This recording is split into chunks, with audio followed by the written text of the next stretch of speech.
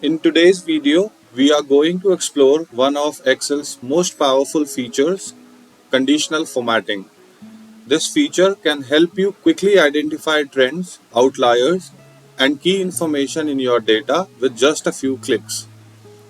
Welcome to CipherAnalytics, your go-to channel for mastering data tools like Excel, SQL, Python, and Power BI. So what exactly is conditional formatting? Simply put, it's a feature in Excel that allows you to automatically apply formatting like colors, icons, or data bars to cells based on their values. This makes your data more visually informative and easier to analyze at a glance. Let me show you how this works. Let me quickly move to example sheet.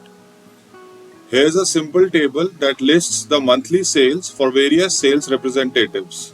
What if you want to quickly highlight the sales for the top performers?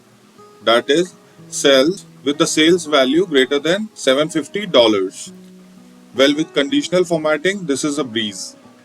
We will start by selecting our data range, then go to conditional formatting under Home menu, choose Highlight Cell Rules, select greater than. Here we will enter our threshold, that is $750, and choose the format.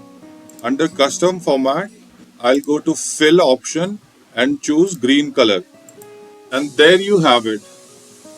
The sales representatives with sales over $750 are now highlighted in green, thus making it easier to understand at a glance which representatives are performing well.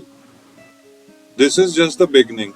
In our next video, we will dive into creating custom rules and explore how you can use conditional formatting to bring even more insights out of your data.